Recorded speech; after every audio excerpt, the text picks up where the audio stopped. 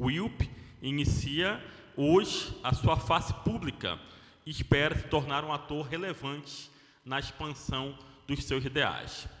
Com foco preferencial na realidade paraense, o Instituto Liberal do Pará tem a missão de promover o estudo e a difusão das ideias e do ideário liberal. Este evento é uma realização do Instituto Liberal do Pará e tem o apoio do escritório Maia e Maia Advogados Associados. Então, para que a gente inicie oficialmente o evento, eu vou chamar aqui à mesa os nossos dois palestrantes, nossos dois convidados. Primeiramente, eu chamo o presidente do Instituto Liberal do Pará, professor doutor André Silva de Oliveira.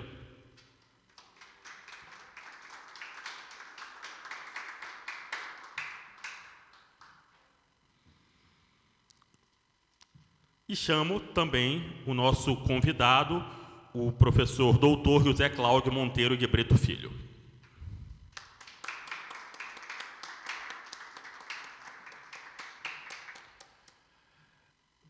O nosso prosseguimento será o seguinte: nós vamos ter a abertura, o lançamento, já que é um evento de lançamento, com o professor André. Ele vai fazer a sua exposição, nós já vamos sentar aqui. Lembrando que este evento está acontecendo aqui com o público presente e está sendo também transmitido via YouTube para aqueles e aquelas que quiserem fazer a sua contribuição com o Instituto Liberal do Pará. Pode acessar aqui a página, pode fazer o Pix aí também a partir da informação que está disponível na transmissão. E para quem quiser anotar, é o CNPJ 42438-678-0001, dígito 09. Então, vou passar a palavra agora, podemos sentar, vou passar a palavra ao professor doutor André Oliveira, que vai fazer a abertura oficial do evento e também vai falar um pouco sobre o funcionamento e os objetivos do Instituto Liberal do Pará. É com você. Boa noite a todos que comparecem a esse encontro, um momento muito especial para nós de criação do Instituto Liberal do Pará, momento em que é lançado publicamente. E gostaria de frisar que o IUP nasceu de uma iniciativa do Fábio César Salame e do Bernardino Greco, a qual me juntei pouco depois, né? E outros se agregaram logo depois, e eu vou citar o nome de cada um, conforme consta da ata de fundação do dia 7 de agosto de 2020. André Silva de Oliveira, Bernardino Lobato Greco, Fagner Henrique Maia Feitosa, Fábio César Massude Salame da Silva, Augusto César Correia dos Santos, que infelizmente teve que se mudou para outro estado, Maurício Lobato Greco, e os professores Elson Luiz Rocha, aqui presente, a quem saúdo, José Cláudio Monteiro de Brito, nosso palestrante, o nosso Primus Inter Pares. Muito obrigado por ter aceitado o convite. É uma honra para o IUP tê-lo como cofundador e alguém que sempre apoia as nossas atividades. E o professor Jean Carlos Dias. Eu peço, por favor, uma salva de aplausos para, vamos dizer assim, os pais fundadores do IUP.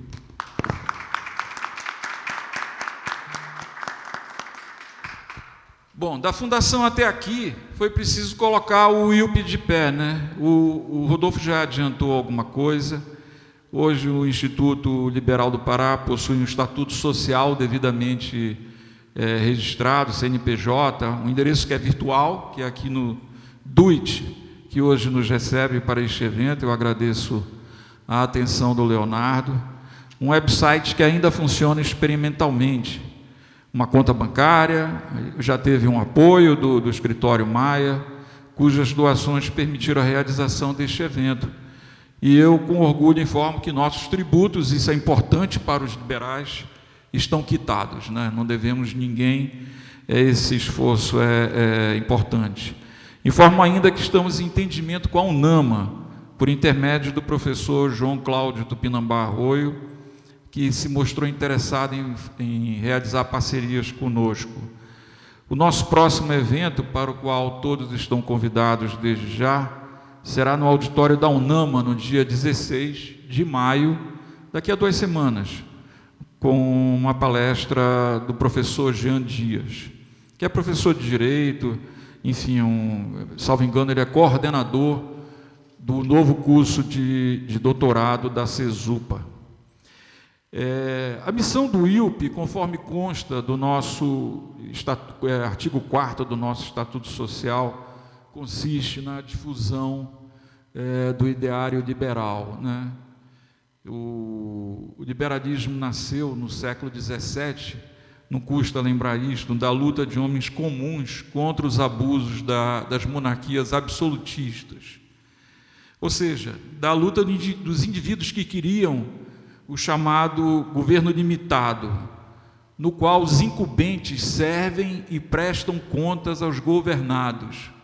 A gente não se dá conta do avanço que foi, e mesmo hoje, com essa escalada autoritária em boa parte do planeta, e o liberalismo serve como uma espécie de, enfim, quando se quer falar mal de alguma coisa, se fala mal do neoliberalismo, liberalismo, uma confusão tremenda. Mas tudo que nós vemos hoje que funciona reside no governo representativo, na democracia representativa do tipo liberal. Então, esses homens começaram uma luta no século XVII, ali em 1600, no Reino Unido, uma luta bem-sucedida que resultou, com o passar dos séculos, na chamada democracia representativa do tipo liberal. Quais são os pilares que fundamentam essa democracia? A divisão de ramos de poder, a autonomia das instituições de controle horizontal, como judiciário, Ministério Público, tribunais de contas, a imprensa livre realmente, que faz a crítica dos atos do governo, imprensa não oficialista, a oposição leal, as regras do jogo democrático. Isso é bom lembrar, porque nem toda oposição quer seguir as regras do jogo, o respeito aos direitos individuais, como o direito de ir e vir, o direito de expressão, o direito de propriedade, que é importante, dentre outros. O livre mercado, que para os liberais razoáveis não significa total liberdade para o mercado, mas é um mercado regulado de modo democrático. E, claro, eleições livres, justas e periódicas. Enfim, na democracia representativa do tipo liberal, como eu disse, os governantes servem e prestam contas aos governados, sobretudo por meio, mas não exclusivamente, das instituições de controle horizontal. Essa rica e vetusta tradição que vai de John Locke a John Rawls, Karl Popper, Friedrich Hayek, Ayn Rand, Roberto Campos, Guilherme Belchior, dentre outros, forjou alguns dos fundamentos políticos do Ocidente democrático. Como esclareceu Fareed Zacharias no icônico artigo The Rise of Liberal Democracy, o nascimento da democracia iliberal, que ele aponta, ele faz o seguinte comentário, defendendo a democracia liberal: o liberalismo constitucional levou à democracia, uma adição histórica que não devemos esquecer. Cito também Daron Acemoglu e James Robson, no livro Por que as Nações Fracassam. Os autores apontam que o desenvolvimento econômico sustentável vem do pluralismo político combinado com a destruição criativa. O que é a destruição criativa? É a inovação decorrente do livre mercado. E quem proporciona melhor isto, senão o liberalismo? Hoje, porém, as democracias liberais se encontram sob ataque por parte de líderes autoritários e suas instituições políticas, sob ameaça de erosão gradual, inclusive no Ocidente.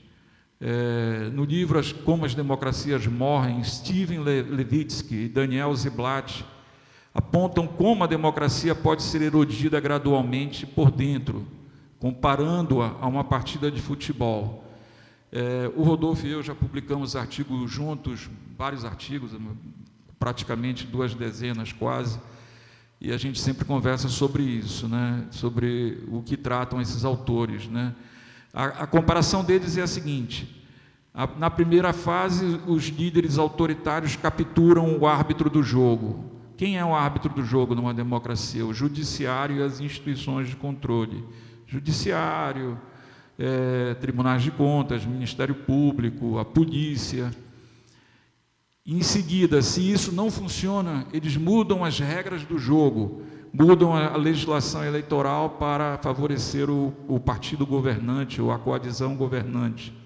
E se ainda assim eles não tiverem dúvida se vão ganhar o jogo, quer dizer, uma eleição, a eleição que vem, o que é que eles fazem? Eles interditam os oponentes, né, os candidatos da oposição. Isso nós vemos frequentemente, infelizmente, hoje.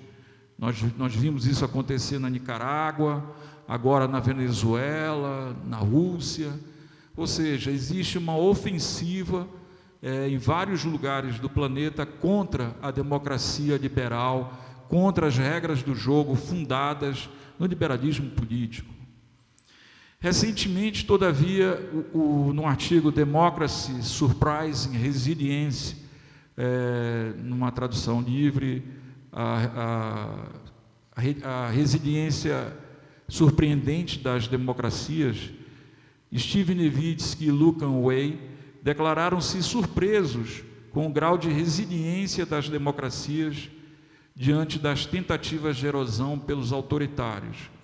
Ou seja, professor Cláudio,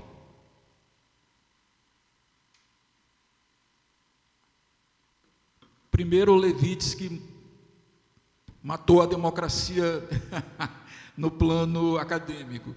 Depois ele percebeu, aliás, ele foi alvo de várias críticas, que não era bem tão fácil erodir as instituições da democracia representativa liberal, até porque, na minha visão, existe a cultura cívica, né? Alguns países têm eleitorado, populações que não aceitam tão facilmente uma ofensiva autoritária. Em síntese, acredito que esta seja a nossa principal tarefa. Vale dizer, defender o credo liberal que fundamenta as democracias do tempo presente, contra os ataques dos movimentos autoritários, seja a esquerda, cujo modelo mais emblemático é o da Venezuela, bolivariana, que, aliás, produziu talvez a maior diáspora do século XX e XXI, né? Do século XXI, com certeza. E a direita, como se observa na Hungria de Viktor Orbán. Viktor Orbán já rotulou, aliás, o seu regime como democracia iliberal. Na minha perspectiva, eu acredito que seja compartilhada com os demais integrantes do IUP, liberais não apoiam o golpe, não demonizam os adversários políticos, praticam a tolerância como virtude política essencial, defendem a geração de riqueza via livre mercado em um mundo globalizado. Até onde eu vejo um liberal, vamos dizer, raiz, é a favor da globalização. Mas eles não deixam ninguém para trás. As primeiras leis para combater a pobreza no Reino Unido foram iniciativas de liberais na década de 1830. E, sobretudo, eles defendem as instituições políticas da democracia liberal, não importa o preço que tenham que pagar por isso. Na inesquecível lição de Karl Popper, mais vale uma democracia em dificuldades do que uma ditadura benevolente. Foi o Popper também quem disse, né? Democracia existe quando você troca quem está no poder sem derramamento de sangue. Isso só se faz através da democracia representativa do tipo liberal. Para não me alongar muito, para concluir, eu afirmo que para cumprir sua missão o IUP precisa, e aqui, enfim, necessita de apoio, sobretudo econômico, né? Na melhor tradição liberal não existe cafezinho de graça, como nós sabemos. E eu digo que doações são bem-vindas, muito necessárias, e a chave do nosso Pix é o CNPJ da organização. que está no rodapé da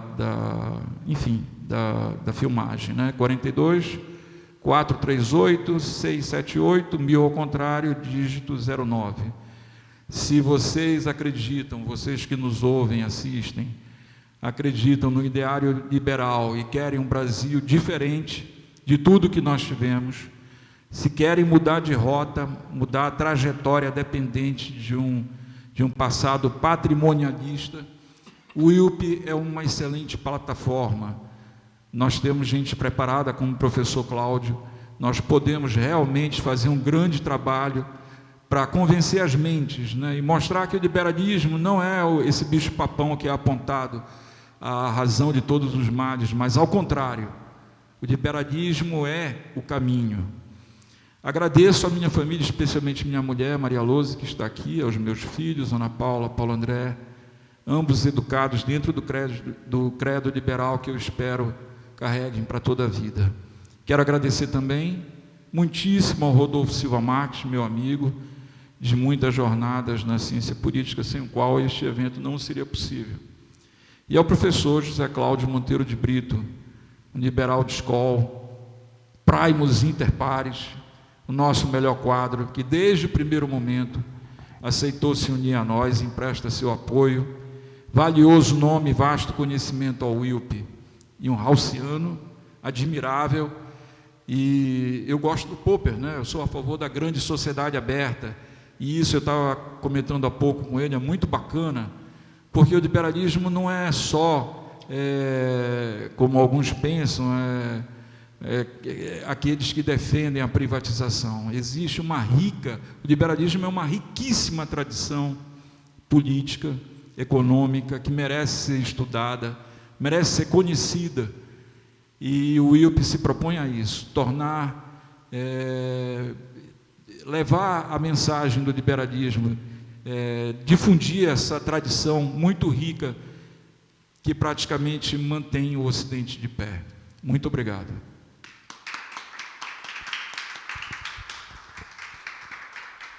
Obrigado, professor André. Só para complementar, além de ser presidente do Instituto Liberal do Pará, ele é doutor em Ciência Política pela Universidade Federal de Pernambuco, mestre em Ciência Política pela Universidade Federal do Pará, bacharel em Direito, advogado e servidor público.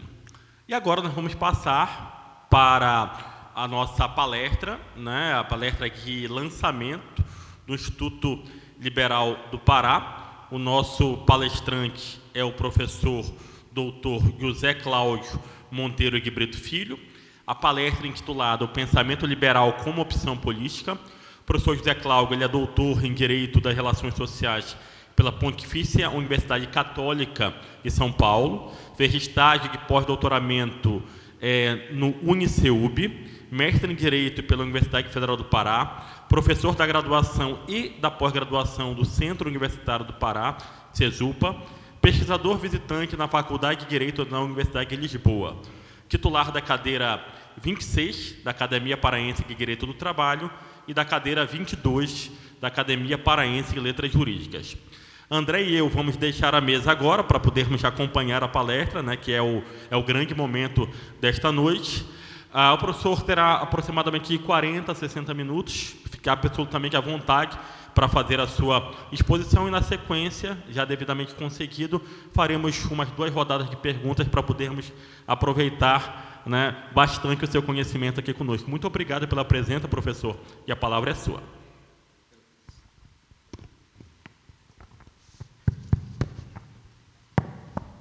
Eu vou permanecer onde estou. Vou pedir ao Rodolfo, se ele não se incomoda de eu chamá-lo assim, que controle meu tempo. Eu vou tentar controlar o meu aqui, mas tem certas coisas que o tempo vai passando e vai tirando. Uma delas é a capacidade de se conter. Tá? Bem, eu vou falar sentado, porque eu acho que é mais fácil, até eu controlo melhor minhas anotações. E não tome isso como uma palestra, tome como uma conversa. Eu vou tentar não ultrapassar 30, 40 minutos, até para a gente poder fazer uma grande discussão aqui, fazer uma tempestade cerebral e tentar discutir questões importantes para todos aqueles que se interessam pelo liberalismo ou que se declaram como tendo feito uma opção pelas vantagens que o pensamento liberal traz. Bem, eu começo dizendo, eu estava dizendo para o André, também vou tratar ele informalmente, que eu cada vez mais gosto de Ronald Dworkin. Eu sou declaradamente um rawlsiano, acho que uma teoria da justiça é a melhor forma pensada até hoje de distribuição de direitos entre os integrantes de uma sociedade, mas eu tenho cada vez mais um carinho muito grande por Dworkin, que faleceu em 2015, mas deixou uma obra vasta na filosofia do direito, na filosofia política, e tem algumas coisas que ele diz que são absolutamente compatíveis com o que eu penso. Tá? Dworkin, na Virtude Soberana, que é o livro que marca o seu ingresso definitivo, enquanto escrevendo um livro, não mais uma coletânea, na filosofia política, ele diz, mais ou menos no capítulo 5, capítulo 6, uma coisa assim muito simples. Olha, os liberais são acusados de serem insípidos. De certa forma, isso é verdade. Não é que nós sejamos insípidos. É como nós temos o respeito, e eu vou abordar isso daqui a pouco novamente, o respeito às diferentes concepções de bem. Portanto, como nós aceitamos que as pessoas possam ter uma maneira de pensar a vida diferente, que as pessoas possam ter uma forma diferente de ver o seu projeto de vida e buscar o seu projeto de vida, isso acaba fazendo com que nós sejamos, por demais, tolerantes. O próprio Rawls, que eu sigo em Uma Teoria da Justiça, ele faz uma pergunta: por que nós devemos ser tolerantes com os intolerantes, se eles não seriam tolerantes conosco, se eles tivessem posição de nos reprimir ou de permitir o nosso pensamento em contrário? Exatamente porque nós respeitamos os direitos de todos. Mas eu tenho dito que um grande problema disto é que, e é o que provoca o questionamento de Dworkin, e ele diz a crítica que se faz aos liberais de serem insípidos, é que nós acabamos adotando em determinado momento um discurso que não é um discurso forte. Nós adotamos um discurso de tolerância, um discurso de amenizar essas diferenças, e acabamos aceitando em certo momento aquilo que não deve ser aceitado. Eu não sou assim, como a minha personalidade não combina talvez com essa parte que seria uma parte importante daqueles que adotam o pensamento liberal. Meu filho que está aqui, Luiz Antônio, que está ali ao lado do Elson, que é fundador, o Elson é fundador do Instituto Liberal, ele diz que eu tenho um jeito que ele chama que é o jeito Zé Cláudio de fazer amigos. Então, de vez em quando eu adoto uma postura um pouco mais agressiva, e eu acho que, de certa forma, é uma coisa que está faltando para aqueles que defendem o liberalismo, que a gente faça uma defesa um pouco mais intensa daquilo que nós acreditamos, até porque eu acredito que aquilo que nós acreditamos é o que permite que nós possamos viver de forma justa e harmônica, ou que nós possamos tentar viver de forma justa e harmônica dentro das comunidades. Então, o meu discurso não é um discurso neutro, se os senhores e as senhoras concordarem ou não, isso não tem problema, a gente pode tirar nossas diferenças exatamente nessa rodada de conversa, e é por isso que eu me proponho a não ser muito longo, exatamente para que a gente possa discutir e discutir com absoluta liberdade. Essa é uma característica dos liberais. Eles aceitam as discussões, eles não interditam as discussões, como acabou de falar poucos minutos atrás o André. Então, eu não vou ganhar o jogo, eu interdito os adversários, portanto não tem jogo. Eu continuo com a bola e está tudo bem. Não é assim que funciona. Bem, segundo, eu vou falar numa perspectiva que é uma perspectiva que talvez para o Brasil não seja uma perspectiva atual, que é o das democracias liberais. E para isso eu vou adotar então uma definição específica de democracia liberal, que está em parte calcada e, de certa forma, como eu leio, resume o pensamento de Jürgen Habermas na inclusão do outro. Aqui, conversando lá também, estou dizendo para o André que eu não lembrava do livro. A gente lê tanto que vai esquecendo os livros. Como eu não faço anotações muito muito profundas, até porque eu não conseguiria entender a minha letra se fossem muitas informações, né? Mas eu dei uma olhada, então é na inclusão do outro Habermas, lá pelo capítulo 3, 4, ele fala dos modelos normativos de democracia, e um texto denso, difícil de ler, pelo menos para mim, mas ele resume as democracias liberais da seguinte forma: as democracias liberais se caracterizam por serem sociedades que são regidas por uma Constituição democrática e que respeitam os direitos fundamentais. Se nós pensarmos do ponto de vista normativo, o Brasil é uma democracia liberal. Ele é regido por uma Constituição democrática e nessa Constituição, que eu chamo do nosso acordo básico, meus alunos às vezes falam que Rawls chama um acordo básico. Não, isso é uma expressão do Zé Cláudio, que simplifica as coisas, até porque eu não vim da filosofia, eu vim do direito, né? Eu digo que a Constituição, no nosso acordo, que é o nosso acordo básico, registra aqueles direitos que nós consideramos que são fundamentais para que a vida possa ser vivida de forma harmônica e justa, que são basicamente os direitos fundamentais, mas não apenas os direitos fundamentais. São todas aquelas regras e princípios e regras, portanto normas, que nós consideramos importantes para reger a vida em sociedade. Do ponto de vista normativo, nós temos isso na Constituição de 88. E por que eu digo que nós não somos, entretanto, uma democracia liberal? Porque a nossa prática não mostra isso. Nós não temos instituições fortes o suficiente para resistir a qualquer avanço contra esse conjunto normativo que nós consideramos fundamental. Nós formos ver, usando desde logo de um exemplo, nós temos, né, e aproveitando que está aqui a Sabrina é aquela moça lá no finalzinho, estudante da UNAMA, que é uma fã ardorosa, às vezes é uma fanática não tem uma conotação pejorativa, uma fã ardorosa da liberdade de expressão, né? Trabalhou com o Peterson Pedro, que foi meu aluno de mestrado, trabalha com isso profissionalmente. Mas, se nós formos pensar, a liberdade de expressão no Brasil, ela está absolutamente em disputa. Nós não temos mais o respeito à liberdade de expressão, nós não temos mais o sobre-reforço da liberdade de expressão, que é a liberdade de imprensa, é respeitado. E não temos respeitado não só por os atores, aqueles que fazem parte do jogo, mas não tem respeitado também por aqueles que são responsáveis por mediar esse jogo. O Supremo Tribunal Federal, depois de ter adotado um comportamento extremamente louvável em duas decisões, um habeas corpus de um autor gaúcho chamado Siegfried Elwangler, e depois de ter julgado uma ação do PDT relativamente à lei de imprensa, na DPF 130, tinha formulado uma definição muito boa de liberdade de expressão e de liberdade de imprensa, tá?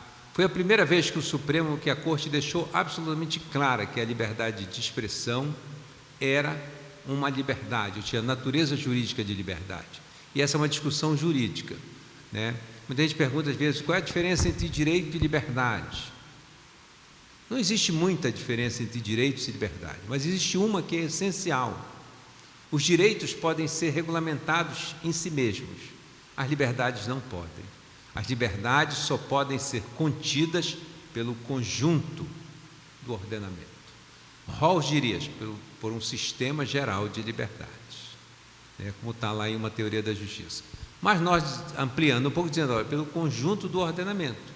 É o conjunto de normas que vai dar moldura às liberdades. É o conjunto de normas que vai dizer até que ponto uma liberdade pode ser exercitada. Mas ela em si não pode ser normatizada. É por isso que não existe uma lei a respeito de liberdade de expressão. Para ter isso como um exemplo, ou para fazer uma diferenciação muito fácil, o artigo 9º da Constituição da República trata do direito de greve. Quando o Supremo reconheceu que a greve era um direito e não uma liberdade, ele validou, portanto, julgou constitucional a Lei 7783 de 89, que é a lei de greve no setor privado no Brasil.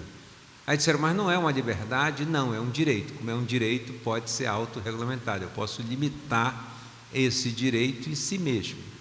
A liberdade de expressão, o Supremo tinha dito que não. O problema é que, de 2019 para cá, A posição que o Supremo vem adotando a respeito de liberdade de expressão é uma posição que contraria frontalmente a sua própria jurisprudência. Então, nós não temos mais a certeza do respeito aos direitos fundamentais. Eles estão extremamente dependentes da vontade daqueles que detêm o poder e, portanto, eles põem em risco a própria noção de democracia liberal. Isso faz com que eu diga que nós temos, então, do ponto de vista normativo, uma coisa, do ponto de vista da realidade, uma coisa completamente diferente. Bem, mas por que eu estou falando das democracias liberais? Porque dentro das democracias liberais convivem, naquelas que são consolidadas, não de forma harmônica, mas de forma respeitosa, basicamente 3 ideologias: o conservadorismo, o liberalismo e o marxismo. Mas como a democracia é liberal, como ela tem o respeito a direitos básicos, o pensamento liberal acaba preponderando. Nesse sentido, ainda que nós tenhamos uma alternância do poder, as bases das democracias liberais não são mexidas. Tá? Os outros atores, que pertencem, portanto, às outras ideologias, respeitam um patrimônio mínimo, um patrimônio comum que foi estabelecido e que não pode ser mexido, até porque faz parte, como eu digo, do nosso acordo básico. Vou dar um exemplo real de como se pensa fora do liberalismo esse patrimônio comum, que é um patrimônio tipicamente liberal, que inicialmente estava calcado na ideia de liberdade, porque a justiça, durante muitos anos, na filosofia política, ela foi tratada como a forma que eu distribuo os direitos de liberdade. E, de um tempo para cá, ela passou a ser entendida como uma forma como eu distribuo os direitos provenientes de 2 ideais políticos: a liberdade e a igualdade. Em outubro de 2022, eu não vou dizer que eu sentei para conversar, porque eu não sentei. Eu fui conversar com um expoente do PSD português, chamado Miguel Morgado. Não pediu reserva da conversa, não foi gravado, mas não pediu reserva, e ele já foi político, né, militante, já atuou no Legislativo, já atuou no Executivo antes do Antônio Costa, que agora caiu, né, e naquele momento, em outubro de 2022, ele estava atuando como analista político, lá em Portugal, principalmente, mas também por conta da experiência dele em Angola e em Moçambique. E ele me disse: olha, Zé Cláudio, né, que ele é um português mais informal, e eu gostei, né, só de conversar com alguém mais informal em Portugal já é bom. E ele disse assim: Zé Cláudio, o PSD, que tem o nome de Partido Social Democrata, não é mais um partido de centro, muito menos um Partido Social Democrata. Nós somos de direita, nós estamos ligados ao PP espanhol. Eu disse, aí passou a conversa, nós conversamos 2 horas andando ali no Campo Pequeno, ou numa parte do Campo Pequeno, que tem muitos restaurantes, e eu disse para ele: olha, uma hora vocês vão voltar ao poder, porque desde 1976, o que é que tem acontecido em Portugal?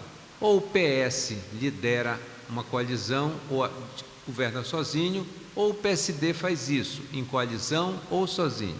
E vocês vão voltar ao poder. O PSD social-democrata, disse para ele, como tu mesmo disseste, já está dentro do PSD eliminado, tá? De certa forma eclipsado. E vocês vão voltar ao poder. O que vocês vão fazer com todos os direitos sociais que são uma conquista do povo português?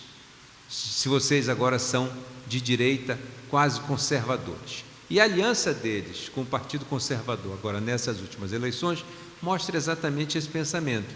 Ele disse para mim: Zé Cláudio, é muito simples, nós não vamos mexer em nada. Esse é um patrimônio do povo português. A nossa maneira de ver este patrimônio é até diferente. Nós achamos, por exemplo, que para resolver problemas de saúde, nós devemos contar um pouco mais com a iniciativa privada, como já se conta em outros países. Mas nós não vamos deixar de considerar que a saúde é eminentemente pública. A mesma coisa é a educação.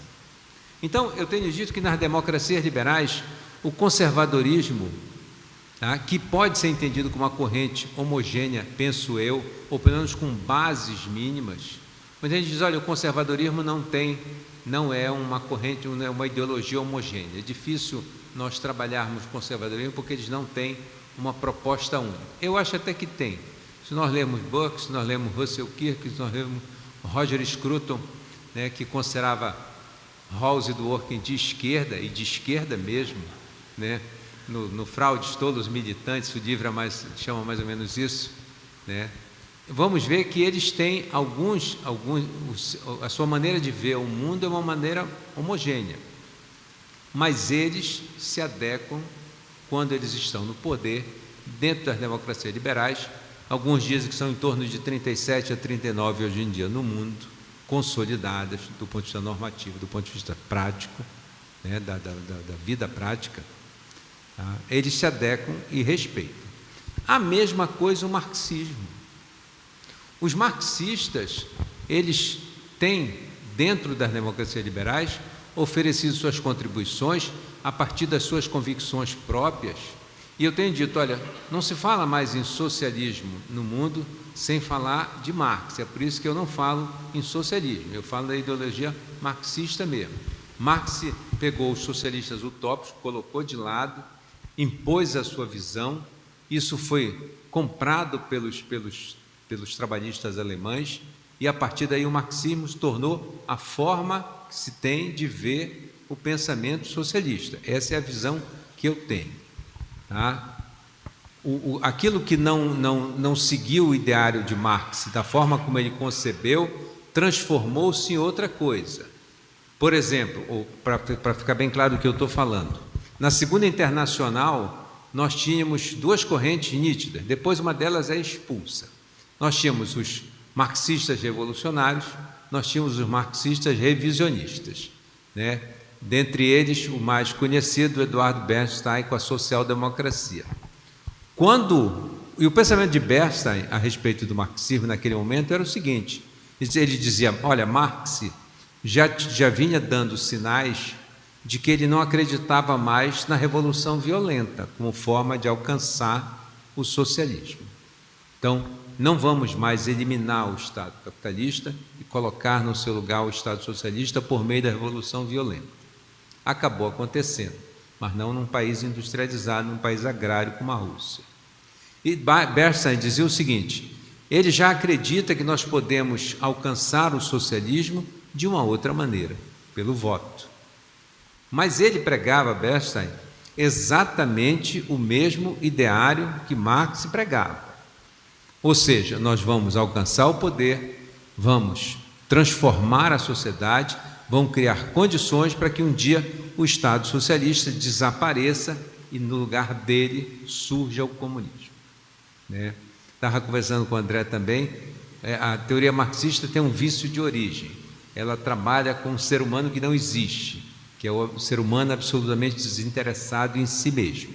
Esse ser humano não existe, né? Eu prefiro pensar como pensa Dworkin, naquele indivíduo que contempla nele interesses volitivos, são os interesses individuais, os interesses que ele tem em si mesmo, e os interesses críticos, são os interesses para com a comunidade. Ele, indivíduo, então, manejando esses dois interesses que ele mesmo possui e fazendo com que isso saia de cada um dos indivíduos na busca de uma sociedade harmônica, que respeite os interesses da comunidade, mas que respeite, ao mesmo tempo, o direito das pessoas serem como elas querem ser. Tá? Pois bem, mas por que eu estou falando de Bernstein? Porque quando a social-democracia se transforma em prática, na Suécia e depois nos outros países escandinavos, a Noruega e a Dinamarca, né, nós temos mania de chamar de países nórdicos, mas os países nórdicos também incluem a Finlândia, e os finlandeses não são escandinavos, porque eles têm descendência eslava e os outros três têm descendência germânica. Isso eu aprendi lá em Portugal também, né?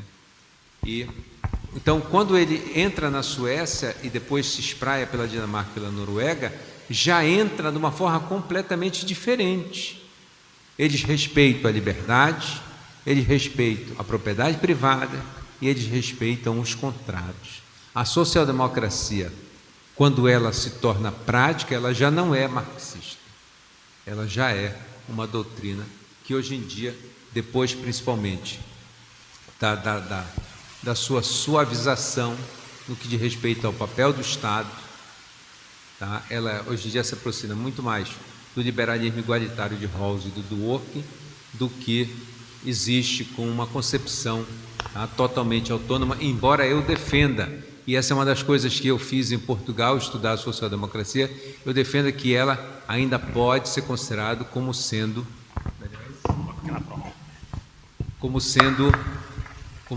uma concepção autônoma de distribuição de direitos, quando ela ainda tem o Estado com papel determinante, capaz de criar direitos sociais, de induzir comportamentos. Isso ainda acontece ainda em poucos países. A Suécia é um exemplo, e eu vou dar um exemplo também para ficar claro. Na pandemia, um dos grandes problemas da Suécia, quando ela resolveu fechar, porque a Suécia foi um dos últimos países da Europa Ocidental, tá, a adotar medidas restritivas durante a pandemia. Mas quando ela adotou, ela viu a crescer aumentar muito a depressão entre os jovens e as tentativas de suicídio. E aí eles foram fazer uma verificação e teve até um documentário, não sei se foi na CNN que eu vi, num desses canais fechados, que dizia o seguinte: olha, na Suécia os jovens são estimulados e são subsidiados para isso, são estimulados a morar sozinhos. Então, quando eles adquirem a idade adulta, mesmo não tendo ainda total independência financeira, eles são estimulados a deixar a casa dos pais e ir morar sozinhos. E eles recebem um subsídio para isso. E eles fazem isso. Quando eles fizeram isso e veio a pandemia, o lockdown, eles começaram a ver que eles estavam absolutamente sós, né? Até porque o lockdown deles respeitava, o nosso não. O nosso era só para inglês ver, né? Todo mundo fazia tudo, apenas não mostrava exatamente fazia ou não. Eu mesmo, por exemplo, cuido da minha mãe e eu frequentava a casa da minha mãe, embora o decreto aqui do governador dissesse que estava proibido o direito de visita. Não está direito de visita de um pai para uma mãe, de um filho para uma mãe, porque isso é absolutamente incompatível com qualquer norma de bem viver. Mas o certo é que essas três ideologias, ou essas duas ideologias, que são laterais, de um lado na direita o conservadorismo, do lado da esquerda o marxismo, nas democracias liberais elas convivem respeitando um ideário mínimo liberal que está estabelecido do ponto de vista normativo e que está estabelecido também enquanto prática. O grande problema que nós estamos enfrentando, e não é só no Brasil, mas o Brasil é um exemplo talvez mais cruel, mais intenso, é que essas duas ideologias laterais elas estão ficando cada vez mais extremas. O Brasil, então, enfrenta hoje em dia uma visão absolutamente antidemocrática, tanto do lado da direita, mas não de toda a direita, quanto do lado da esquerda, embora não de toda a esquerda. E isso tem criado um grande problema, porque essas pessoas, as pessoas que entendem dessa maneira, elas não respeitam, não são capazes de respeitar aquilo que é básico nas democracias liberais. Por quê? Porque elas têm em si, digo eu, o gene do autoritarismo. E isso faz com que elas não sejam capazes de entender, tá, que toda a conquista que a humanidade tem, pelo menos das sociedades ocidentais, se deve ao respeito a algumas máximas do pensamento liberal que foram colocadas em prática e efetivamente funcionaram. Aliás, se as pessoas percebessem o quanto a liberdade é importante, eu já vou falar da liberdade, para que um país possa se desenvolver, talvez elas parassem para pensar e dissessem: não, eu não tenho mais como ficar aceitando ser liderada por alguém que quer viver num esquema de permanente conflito. No conservadorismo, para manutenção exclusiva de privilégios, porque o conservadorismo ele é gerador de privilégios, sim. Eu não discuto que a pessoa possa se declarar conservadora, tá? Agora, eu não discuto também que ela não tem o direito de não dizer que a maneira como ela vê a vida é uma maneira excludente, porque ela é excludente. Por trás de valores que eu posso considerar importantes, como pátria, família, propriedade, religião, existe uma visão absolutamente excludente de mundo, o que é completamente contrário ao que o liberal pensa. O liberal acredita que eu posso ter, na minha concepção de bem, esses valores entranhados em mim. Eu posso acreditar na pátria, eu posso acreditar na família, eu posso acreditar na religião, eu posso acreditar na propriedade. Eu só não posso fazer disso uma regra básica para todas as pessoas. Do outro lado, o marxismo, né? Eu tenho escrito há muitos anos eu escrevo a respeito de o que hoje em dia é talvez a maior fonte, uma das grandes fontes geradoras de discórdia, que são as pautas identitárias. Eu sou um defensor ferrenho das ações afirmativas. Bem, não tem nada contra o pensamento liberal, que era o grande defensor dentro do liberalismo das ações afirmativas. Mas eu defendo as ações afirmativas como forma de permitir que as pessoas avancem na construção de uma sociedade harmônica. E eu tenho dito que toda vez que essas políticas são manejadas pelo marxismo, elas são manejadas na perspectiva original de Marx, ainda que as pessoas não percebam que estão fazendo isso. O que elas estão fazendo é criando um conflito, não para que ele possa permitir que alguém sobrepuja a outro. Elas estão criando um conflito para que isso possa ir minando a sociedade, destruindo-a e, junto com ela, o próprio Estado. Então, é uma forma também de destruir o Estado capitalista. Uma vez eu disse isso para um frequentador assíduo do X, agora Leonardo Sakamoto, que tinha uma ONG chamada, ou um instituto chamado Repórter Brasil, e que trabalhava muito com trabalho escravo, tráfico de pessoas. Agora ele abandonou, não dá mais Ibope, está trabalhando com outra coisa. E eu disse para o Leonardo Sakamoto, a tua proposta de combater o trabalho escravo, de combater o tráfico de pessoas, é uma proposta que é absolutamente incompatível com a sociedade em que a gente vive. É por isso que eu não consigo comprar as tuas ideias. Aí ficou aborrecido, não me cumprimentava mais. Bem, paciência, não cumprimentar mais é uma conduta de muita gente em relação a mim. Espero que não aconteça aqui hoje. Mas, de qualquer forma, o Leonardo Sakamoto não me cumprimenta. Pelo menos não me bloqueia no X. Quase todo dia eu bato nele e numas outras figuras bizarras que o antigo Twitter ainda alberga, né? Porque, pelo menos com Elon Musk, eles não estão excluindo ninguém, né? Continuam aqueles bichos de pena, tudo maluco, né? Escrevendo as suas loucuras todos os dias contra o próprio proprietário do Twitter, e eles continuam lá. Sakamoto é um deles.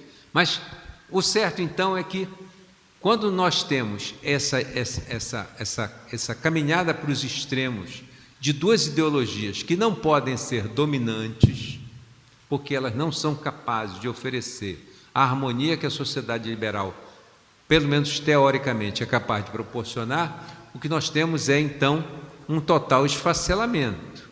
E é isso, penso eu, que nós temos visto hoje em dia.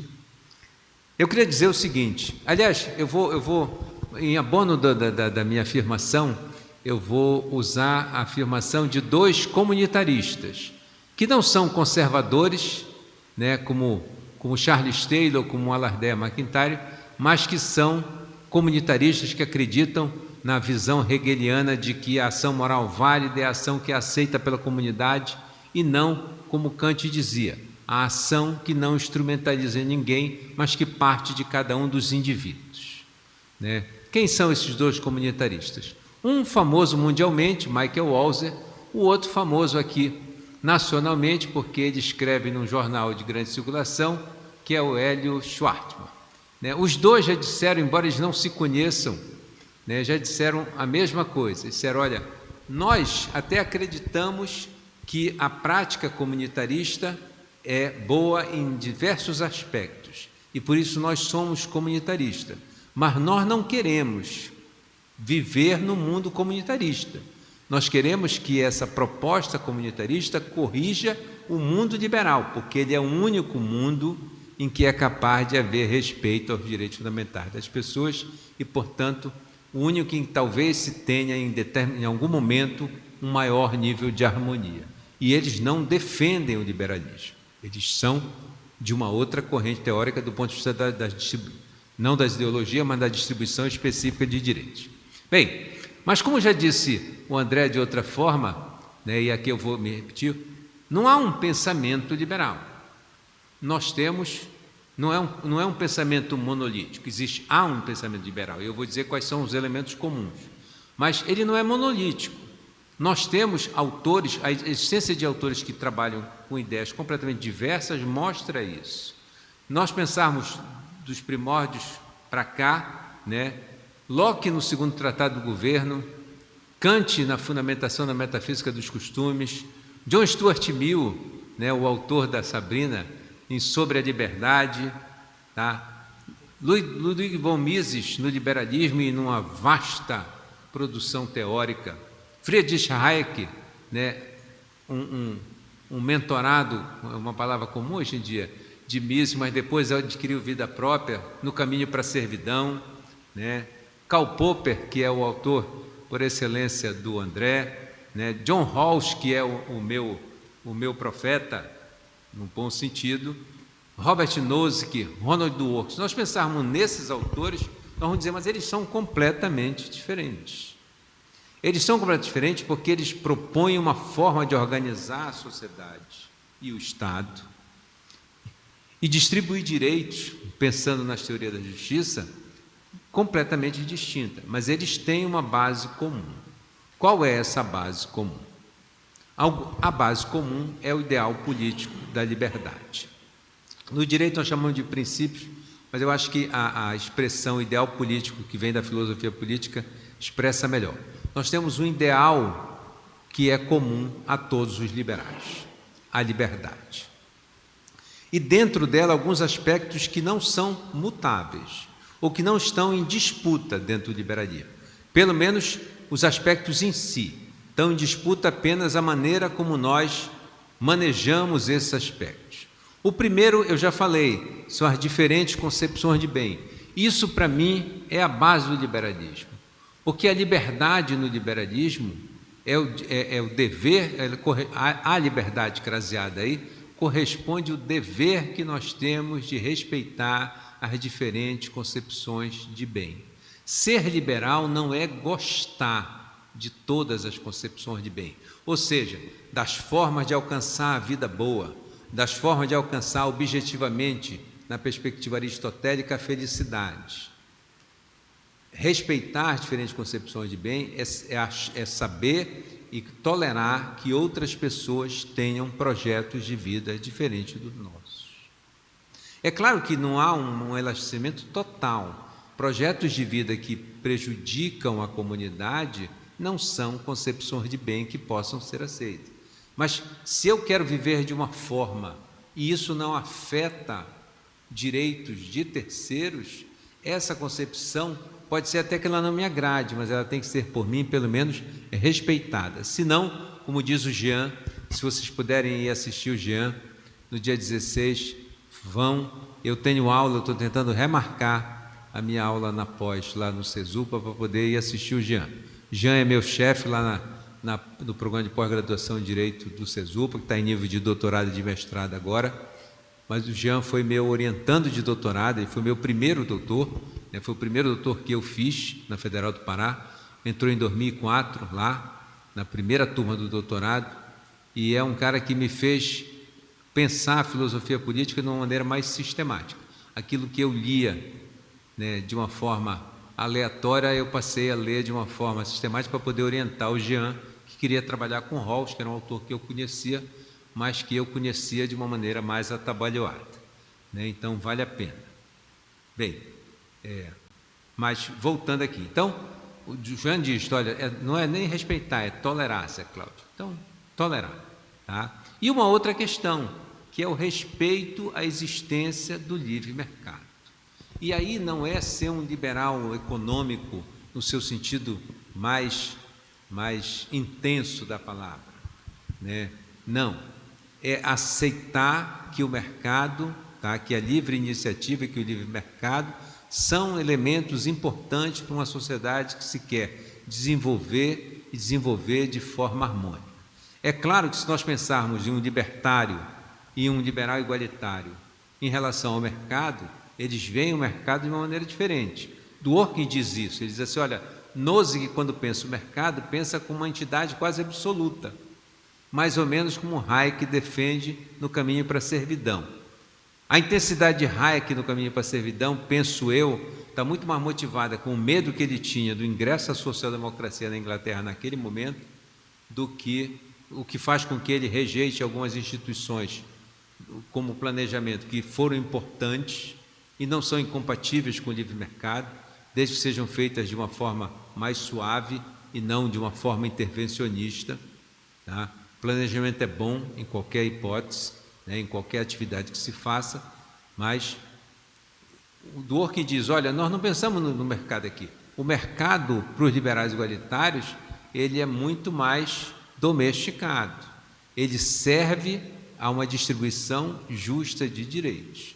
E, portanto, ele não pode ser o único dono de si mesmo, mas ele precisa ser, sim, livre. Então, esses aspectos, e existem outros, eu penso, eles caracterizam o liberalismo e fazem com que o pensamento liberal possa ser entendido como único, embora com variações, embora com concepções completamente diferentes. Tá? Bem, o liberalismo, hoje em dia, penso eu, ele está basicamente dividido, eu dizia isso em duas correntes, mas a prática e a minha estada na Europa em 2022 me fez ver algumas coisas de maneira um pouco diferente. Eu acho que ele está dividido basicamente em três correntes que sobressaem, tá? Embora nós tenhamos outras que possam ser pensadas a partir deles. Tá? Nós temos o liberalismo igualitário que se impôs, tá? Principalmente a partir de Rawls, mas não inicialmente a partir de Rawls. O que Rawls fez foi sistematizar. Alguns economistas americanos já defendiam a necessidade, desde da primeira metade do século XX, de nós termos uma proteção material mínima para o exercício da liberdade. E quem disser que eu consigo exercitar a minha liberdade de forma mínima, minimamente aceitável, sem uma proteção material mínima, está mentindo. Eu posso até conseguir, mas esse êxito é muito mais difícil do que aquele que tem essa proteção. Eu acho que a grande sacada de Rawls, mas que Hayek já tinha dito lá no capítulo 9 do Caminho para a Servidão, é que uma proteção material mínima permite o exercício do ideal político da liberdade com muito mais facilidade, com muito mais simplicidade. Eu sempre uso o exemplo, já falei para o meu caçula, Luiz é o meu mais velho, né, professor do Cesupa como eu, tá? Mas eu sempre falo do meu caçula, que é o João, e ele não se incomoda. O João, ele era aquele aluno lá no Marista que estava preparado para passar de qualquer jeito. Então, quanto é que precisa para passar? 5, então 5 está bom. Um dia ele virou e disse assim, vou ser médico. Aí eu fiquei pensando assim, só se nascer de novo, né? Mas não falei, só pensei. Mas então tu vais ter que te transformar. E ele se transformou. Hoje em dia ele é médico, né? Para nossa felicidade, agora é um residente de dermatologia, está fazendo mestrado ao mesmo tempo. 2024 é o ano do João Augusto, né? Então ele passou numa residência que é disputadíssima, mais difícil de entrar do que o próprio curso de medicina, e está fazendo o seu mestrado e agora caminha sem ter uma pedra desse tamanho novamente. A última pedra grande da vida dele profissional foi a aprovação. Mas por que o João conseguiu esse sucesso? Só porque ele tem méritos para isso? Não, ele conseguiu isso porque ele tinha um suporte material mínimo que permitiu, na hora que ele resolveu fazer essa mudança de vida, dar para ele o suporte, as condições que fariam com que ele pudesse conquistar isso com mais facilidade do que seria, por exemplo, é o exemplo que eu dou para meus alunos, se fosse um ribeirinho que vira diz para o pai, depois de ter estudado naqueles colégios Jacaré, atravessando das ilhas para cá, para poder estudar, quando tem barco, quando não tem barco, aquela confusão, né, do diabo, e diz, não, vou ser médico, amigo, então vai ter que fazer muita coisa, porque tu não tem recursos para isso, tu não tem tempo para isso, tu não tem material para isso, não tem absolutamente nada, né? Vai ser uma dificuldade completamente diferente. Então, eu estou convencido de que um patamar material mínimo é necessário. Então, o liberalismo igualitário, então, eu penso que ele se impôs.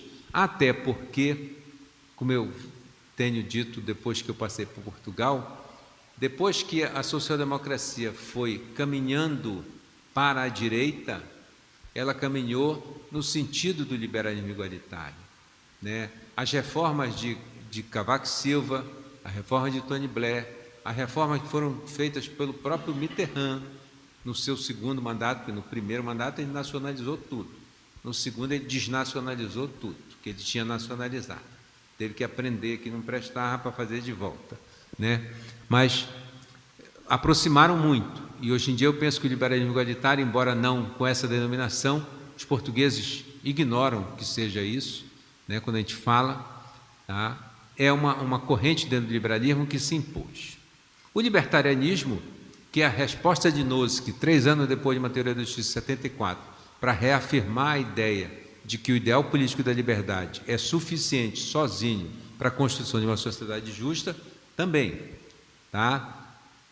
Só que Nozick, é importante observar, quando ele escreve Anarquia e Estado Utopia, e tira 2 grandes conclusões. Uma, um Estado mínimo é necessário. 2, é um Estado que só previne os ilícitos, ou corrige os ilícitos e respeita os contratos, faz respeitar os contratos. Um Estado, então, que tem judiciário e segurança é suficiente, tá? Nozick radicalizou até aquilo que vinha sendo objeto quase de consenso entre os liberais no final da primeira metade do século XX, como Hayek, de que países já desenvolvidos eram devedores de uma prestação social mínima para todos os seus cidadãos. A Hayek diz: um país que tem recursos financeiros não pode se dar ao luxo de aceitar que um dos seus viva em privação extrema. E, portanto, ele defende ali claramente a assistência social. E diz 2, um Estado que seja desenvolvido não pode se dar ao luxo também de não proteger o indivíduo daqueles eventos que tornam a sua vida mais difícil. E aí ele está falando claramente dos riscos sociais e de um modelo de previdência social. E é isso que eu tenho dito, que hoje em dia, entre o libertarianismo e o liberalismo igualitário, nós devemos colocar um pensamento liberal que é uma mescla dos dois. Por quê? Porque os autores, como Rawls e Dworkin, acabaram sendo lidos de uma forma mais intensa do que eles, como americanos, pretendiam. E hoje em dia nós lemos os liberais igualitários muito mais próximos da social-democracia do que talvez esses 2 autores quisessem. Mas isso não quer dizer que aqueles que não adotam, que não respeitam esse entendimento, sejam efetivamente ou necessariamente libertários. O liberalismo, então, tem um vácuo, um vácuo entre essas 2 grandes correntes, que permite que nós tenhamos hoje em dia pessoas que pensam que é possível garantir uma proteção material mínima, ainda que não nos moldes dos liberais igualitários, tá? Mas também não uma proteção que faça com que o ideal político da liberdade seja deixado de lado ou seja considerado menor. Tá? Eu acho, então, hoje em dia que nós convivemos com pelo menos 3 correntes. Tá?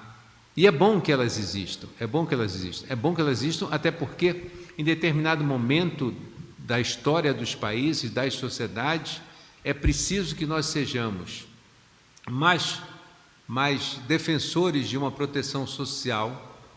E, em outros momentos, penso eu que é preciso que a gente faça isso ao contrário. Criar relações de dependência em relação à sociedade, tá? Com medidas assistenciais que vão para além do necessário, faz com que nós criemos uma sociedade dependente e incapaz de coexistir numa perspectiva de desenvolvimento. A Argentina, por exemplo, eu escutei ano passado, antes da vitória do Milei, né, fui lá na Argentina num Comped, um pouco antes da eleição, e eu vi uma estatística lá no principal jornal da Argentina, dizendo o seguinte: 60% da população argentina, de forma direta ou indireta, recebe algum tipo de subsídio estatal.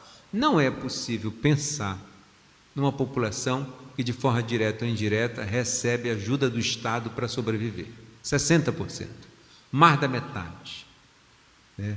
Isso cria uma relação de dependência que é impossível de controlar. O Estado, então, passa a ser o único responsável pelo bem-estar, pela busca do projeto de vida das pessoas, porque 60%, 6 a cada 10 delas é totalmente dependente ou dependente de uma forma direta ou de uma forma indireta. Tá? Bem, agora, como opção política, o que é o liberalismo hoje? Tá? Eu penso que, quando nós falamos do liberalismo, e acho que ficou bem claro quando eu falei das três ideologias, o liberalismo é uma opção pelo centro, mas por um centro democrático, não por um centro oportunista, por um centro que quer construir uma sociedade harmônica, um centro que quer um país que se desenvolva, que quer um país que as pessoas possam viver com o mínimo de proteção, que um país que permite que as pessoas exercitem a sua liberdade de viver como querem, de dizer o que pensam e de poder convencer as outras de que a sua forma de viver é melhor do que a dos outros. E essa opção só existe dentro do centro. Agora, não é um centro necessariamente monolítico também, tá? Eu penso que é perfeitamente possível conviver com a centro-esquerda, com a centro-direita e com o centro, sem que isso produza nenhum tipo de desgaste no pensamento liberal. Tá? Até porque, como eu disse, em determinado momento, manejar desses ideais para um lado e para o outro vai ser necessário, e isso vai fazer com que nós encaminhemos para um lado, encaminhemos para o outro.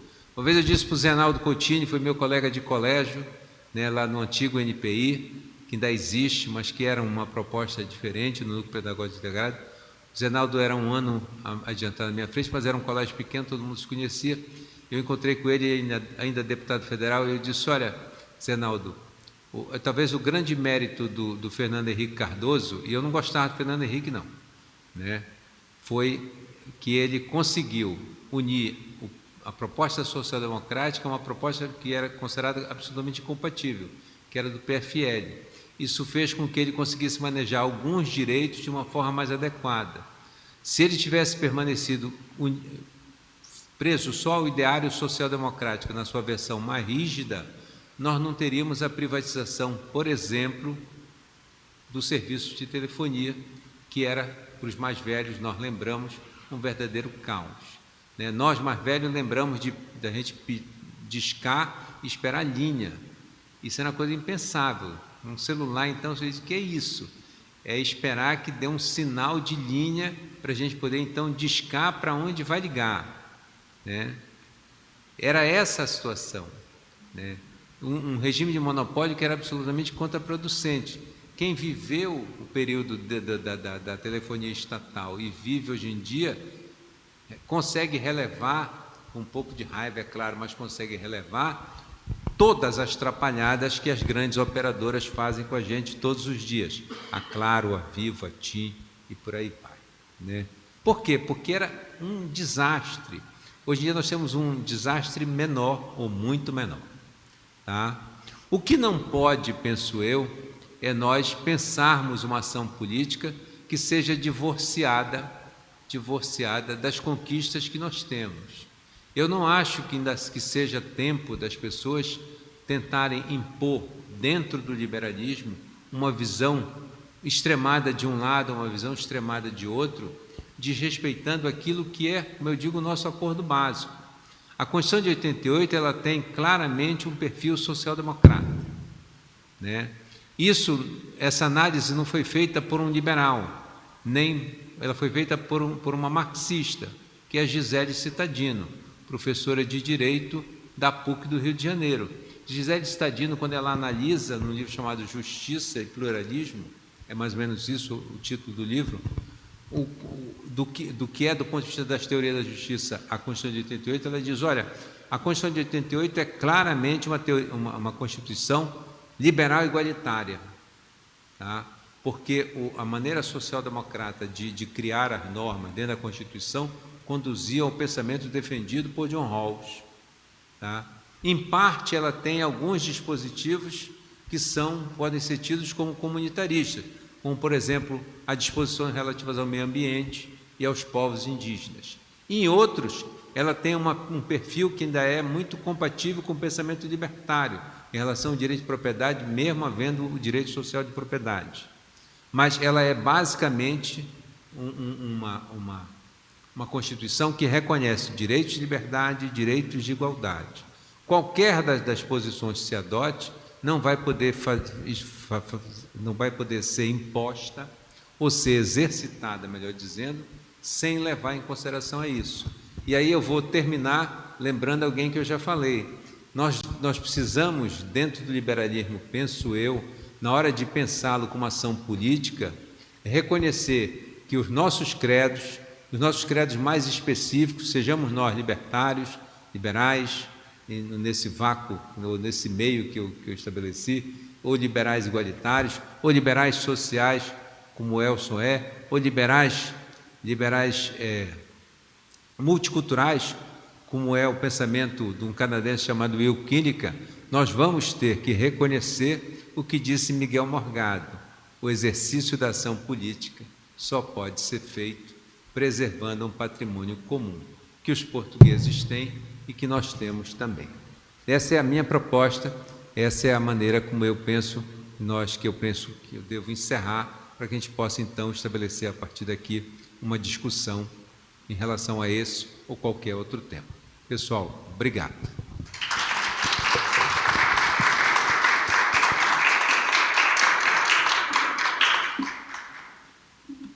Obrigado, professor Cláudio. E nós vamos agora, com a sua permissão, fazer rodadas de perguntas. Eu acho que funciona bem pergunta e resposta. A gente não faz bloco para evitar que disperse muito o tema. Então, alguém se inscreve? Eu só queria sugerir que não fosse só perguntas, pode ser considerações. Pode ser considerações, sim. A palavra está franqueada. Aí, quem quiser aproveitar e perguntar, vamos começar aqui pelo professor Elson Monteiro.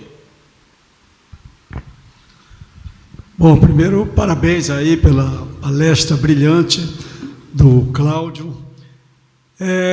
O meu comentário é no sentido do seguinte, né? Quando você falou nessa caminhada da social-democracia para um campo mais liberal, né?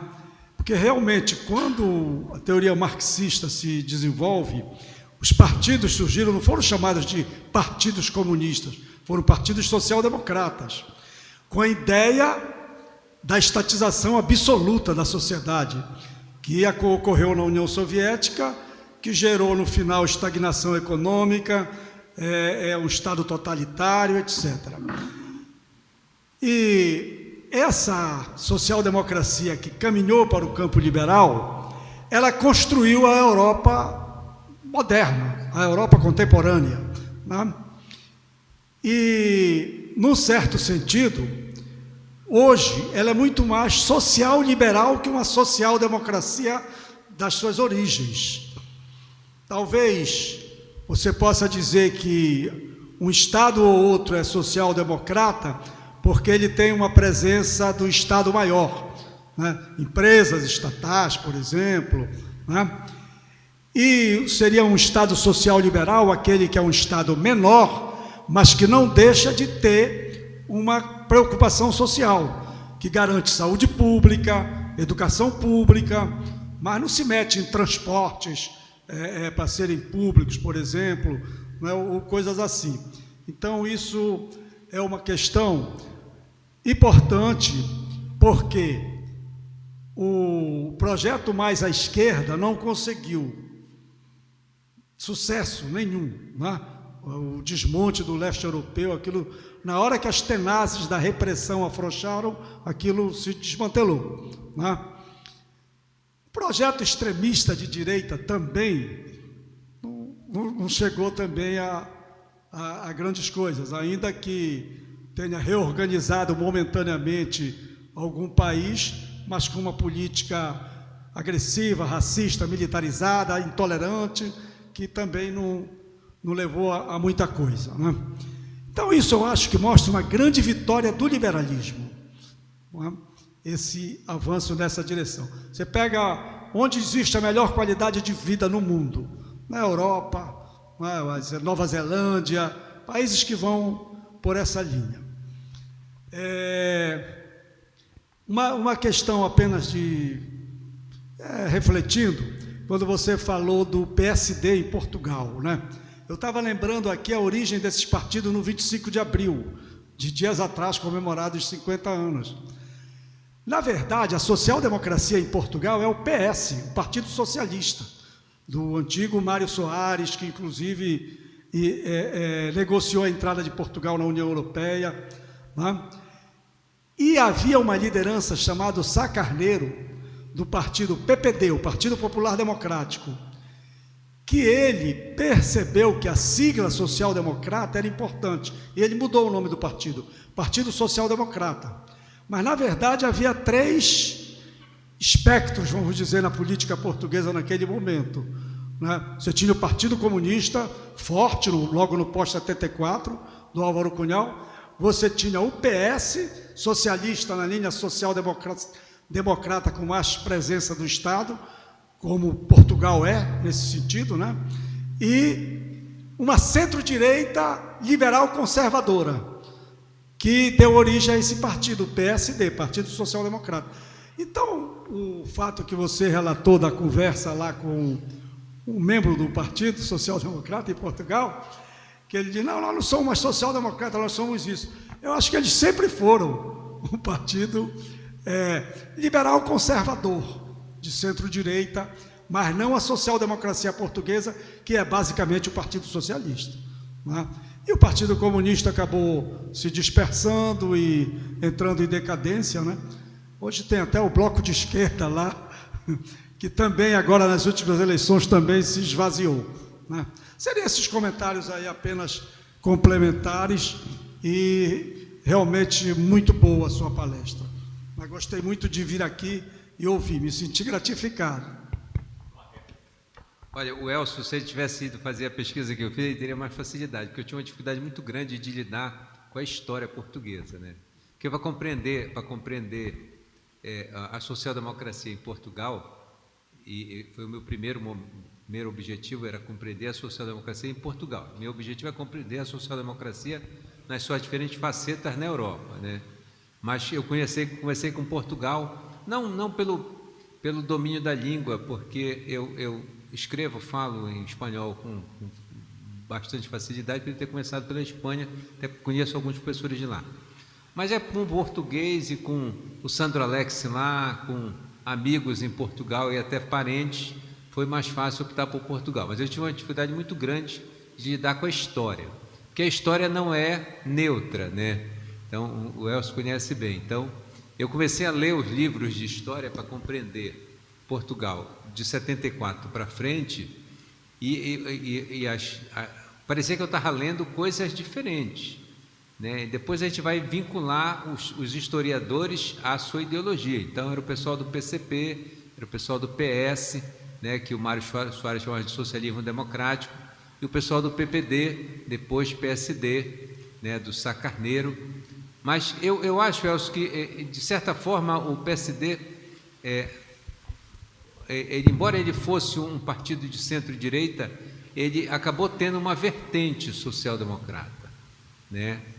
E tanto que o Cavaco Silva, que é considerado o grande modernizador de Portugal, porque Mário Soares, em 76, ele já acaba com uma boa parte das conquistas, entre aspas, do golpe militar de 74, porque a Revolução dos Cravos, e eu estava dizendo outro dia, não sei para quem, esses dias, né, a Revolução não aconteceu dia 25 de abril, né? Dia 25 de abril aconteceu um golpe militar do baixo oficialato, né? Capitães e tenentes, motivado por uma série de questões, principalmente por conta das guerras nas colônias, que eles estavam cansados de lutar, e com uma forte influência não marxista, uma influência maoísta, né? Então, a China, a Albânia, impondo uma tentativa de construir uma sociedade absolutamente diferente. Alguns historiadores diziam que Portugal vai se tornar uma Albânia do leste, do oeste, desculpa, uma Albânia do ocidente, né? Mas Mário Soares já faz em 76 uma desnacionalização de algumas coisas. Mas Cavaco Silva, quando faz, durante 10 anos, de 85 a 95, o caminhar de Portugal para a direita, ele faz preservando uma série de direitos que eram, me parece, conquista social-democrata. Então, o que eu percebi no final, embora independentemente dos partidos, é que aquele arcabouço é um arcabouço nitidamente social-democrata, sem mais aquela característica de um Estado forte. O Estado ainda tem uma participação na economia que os portugueses julgam, em certa medida, ou em boa medida, como desnecessária. Os transportes, por exemplo, continuam sob o controle do Estado. É onde o PCP ainda tem os 5% de votos que ele consegue, gravitando em torno desses serviços e dos trabalhadores que estão lá. O PCP, quando faz as greves, ele faz a greve no metro, que eles chamam de metro, não de metrô, nos comboios. Em Portugal tudo é diferente. Pega um comboio para o porto, que diabo é isso, meu Deus? Eu vou pegar uma carruagem aqui. Não, vai pegar um trem. E diferente, eu fui pegar o Alfa Pendular, que é o trem mais luxuoso de Portugal, que tem de Lisboa para o Porto, para ver a filha de uma afilhada minha, que é a Ana Luísa Cassebe, e eu fui pegar o Alfa Pendular. Eu fiquei esperando onde é que iam me controlar, porque eu estava acostumado com a Espanha, que tu passas num controle tipo de aeroporto, não é tão rígido, mas tem controle. Porque a Espanha tem risco de terrorismo. Quando eu vi, eu estava do lado do trem, só precisei entrar. E perguntei para o cara lá dentro, ninguém vai me controlar? Ele disse, controlar para quê, senhor? Fica para nada, para nada.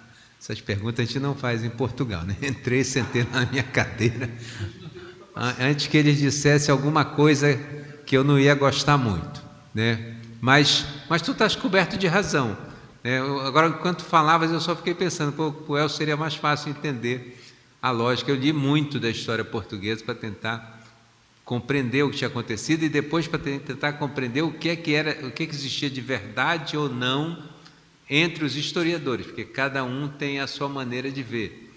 Os historiadores do Partido Comunista até hoje acham que o PCP foi traído na hora de fazer o primeiro governo em 1976 pelo Mário Soares, porque ele negociou com eles até a chegada, mas quando ele chegou ao poder, ele se juntou ao PSD e disse, não, eu vou governar mais à direita e não à esquerda, como esse pessoal está esperando.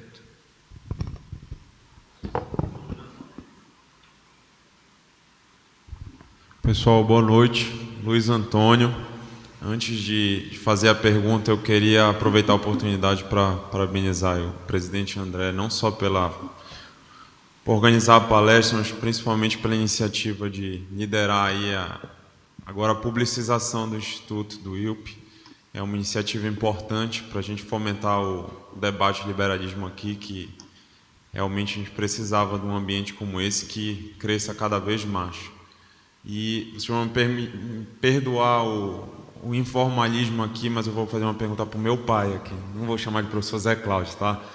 Então, pai, eu vou voltar aqui logo para o início do que o senhor falou hoje, que eu acho que é talvez o grande desafio da gente pensar liberalismo como visão política, como uma linha de pensamento liberal, em termos de visão política, aqui pensando pragmático. O nosso discurso como liberais que somos, ele tem uma tendência de neutralidade muito grande. Então a gente entra numa discussão e de certa forma tende a ter uma postura pacifista de buscar o ponto positivo de um lado e do outro e equilibrar e tentar ser muito, muito ponderado, até porque essa é uma tendência do liberalismo. Isso aí o senhor abriu falando. Agora, pensando em termos de política pragmática, não, talvez intensificado num ambiente como a gente está, bastante polarizado do discurso, então que o André até mencionou isso aqui no início também, como se a gente estivesse num corredor estreito, na verdade é como se a gente ficasse num ping-pong aqui. Dependendo do lado que está argumentando, nós liberais somos jogados para um lado ou para o outro. Aqui está muito, parece para alguns a gente está sempre muito à esquerda, para outros a gente está sempre muito à direita, e a gente fica nesse ping-pong de um lado para o outro. Mas pensando em termos práticos, como o nosso discurso tende a essa neutralidade que pode ser visto com uma certa fraqueza, porque o discurso não pega, ele não é firme de posição, acaba que na prática política a gente acaba, em termos de contraposição, de defesa de ideal, a gente vai para um lado, qualquer que seja, mas a gente se firma e vai de forma maniqueísta ali para uma altercação, a gente assume posição. Mas como fazer com que, em termos práticos, essa visão liberal ela prepondere, sabendo que a gente fica nesse caminho de um lado para o outro, que, enfim, se a gente está centralizado num ambiente que está nessa dinâmica de polos, como que a gente realiza, em termos práticos, um discurso liberal para que ele tenha o mínimo de firmeza e a gente não acabe cedendo para um desses polos? Olha, como eu tentei dizer ao início, e eu tenho dito todas as vezes que eu me manifesto sobre isso, eu acho que nós não podemos confundir o respeito que nós temos a diferente forma das pessoas verem o mundo e a maneira de organizar a sociedade, de organizar o Estado e de distribuir direitos, como uma aceitação de que todas essas propostas são propostas adequadas. Eu acho que o que está faltando para um discurso liberal mais eficaz, aqui no sentido jurídico, né, possibilidade de produzir um resultado, um determinado efeito, é nós centrarmos a fogo naquelas questões que nos são caras e que para nós são básicas para qualquer forma de ação política, né? Não é possível mais transigir com nenhuma forma de violação dos direitos de liberdade, como isso está sendo feito às escâncaras, não só pelo governo que aí está, como também, por exemplo, por uma parte do judiciário, né? A ideia de que democracia se faz com controle, se faz com restrições. Não, democracia se faz dando a todos o direito de participar na esfera pública da vida política da nação. Isso não tem nada a ver com restringir as nossas liberdades. É claro que eu não estou confundindo a liberdade de expressão com a liberdade, por exemplo, de acusação, de agressão, de ofensa, de violação. Mas nós não podemos mais, penso eu, transigirmos com isso. Eu contava uma história aqui, mas é emblemática, né, da polarização e como ela faz com que a gente seja visto de uma maneira assim, sabe, totalmente incorreta por todos os campos, né? Começou com uma turma minha do CESUP, em que na avaliação um disse que eu era um comunista típico, outro disse que era um fascista típico. Quer dizer, se na mesma turma eu fui considerado como comunista e fascista, ou tinha alguém que não tinha participado da aula dia nenhum, ou o sujeito estava querendo dizer o seguinte: olha, esse sujeito caminha no meio, e como eu não é o meio que eu gosto, eu empurro ele para um lado e empurro ele para o outro, né? Outro dia eu estava vendo o Felipe Neto dizendo que do PSDB para a direita todo mundo é fascista, né? E Felipe Neto pode ser um absoluto despreparado, mas ele é com certeza um sujeito que tem uma visibilidade que é milhões de vezes maior que a minha, né? Então eu acho que o que nós precisamos é colocar o liberalismo no seu devido lugar. Hoje em dia, quando se fala em liberal para um conservador, a ideia que eles têm é que nós somos mais ou menos um bando de devassos. E quando nós falamos de liberal para um marxista, para alguém de uma esquerda mais extremada, a visão que eles têm é de que nós somos aqueles que vendem os pobres todos os dias a qualquer preço. Não é isso, né? O pensamento liberal não quer uma sociedade totalmente desequilibrada, o liberalismo não quer uma sociedade em que as pessoas possam viver com contradições profundas, tá? Embora essas contradições possam até ser exploradas. Rawls, por exemplo, eu sou declaradamente Edson Rawlsiano, Rawls, por exemplo, não se importa com a riqueza, com um grande nível de riqueza que os indivíduos possam ter, né? Quando ele fala do princípio da diferença, ele cria o que eu chamo de desigualdade controlada. Rawls não se importa que alguém ganhe R$1 bilhão, desde que ele pegue uma parte desse 1 bilhão e devolva para ser redistribuído. A diferença não é manter eficiente a relação entre A e B. Então, se B ganha 10 se A ganha 10 e B ganha 100, se A passa a ganhar 20 e B passa a ganhar 200, essa relação é eficiente, porque continuou sendo de 1 para 10 nos dois exemplos. O Raul não quer saber disso. O Raul não se importa com o teto, desde que esse teto redistribua. O que ele não quer é que o piso seja abaixo de um determinado patamar. Ninguém pode ter menos que isso. Tá? Ninguém pode ter menos que isso. E o aumento da riqueza pode gerar um maior bem-estar para alguns, mas com certeza vai possibilitar que aqueles que têm menos tenham também a sua parcela de bem-estar. Acho que o que nós precisamos, Luiz, eu e o Luiz, a gente conversa muito sobre essa questão, né? Pensamos de uma maneira quase parecida, ele é um pouco mais da centro, ele está da centro para centro-direita, eu estou da centro para centro-esquerda, mais ou menos isso, mas nós acreditamos que uma sociedade justa só se faz a partir de certos ideais. E penso eu, o liberalismo não é uma opção para mim porque eu resolvi ser liberal. O liberalismo para mim é uma opção porque eu acho que o pensamento liberal é o que é mais compatível com aquelas ideias que eu tenho de uma sociedade justa, de uma sociedade harmônica. Agora, essa batalha, por enquanto, nós perdemos. Né? As pessoas não acreditam no liberalismo porque elas veem o liberalismo, pensou de uma forma absolutamente distorcida. E como disse o André, nem todos os institutos liberais trabalham com o liberalismo nessa grande riqueza. Quando eu aceitei, num café que nós tomamos, eu, André e Bernardino. Bernardino foi um aluno de graduação lá na Federal do Pará, no curso de Direito. Né? Quando eu aceitei a proposta deles de me juntar a eles no Instituto Liberal, eu aceitei exatamente porque eles disseram claramente que nós não teríamos uma linha dentro do liberalismo definida. Nós poderíamos discutir e defender nossas ideias dentro de uma visão ampla. Agora é preciso que essa visão ampla seja levada para frente. Acho que talvez o Instituto Liberal possa produzir algo substancialmente bom, até porque, ao contrário dos outros, eu tenho visto alguns liberais na televisão com uma visão arrejada, mas os institutos, me parece, eles estão muito mais de cunho libertário ou de liberal, numa visão mais clássica. Eu não divido liberalismo em liberalismo contra o Estado absolutismo, liberalismo na busca de direitos. Para mim, o liberalismo clássico é tudo isso. Então, fugir um pouco dessa ideia de defender que existem diversas formas. Agora, defender a partir de ideias que mostrem que nós somos capazes de oferecer uma proposta melhor.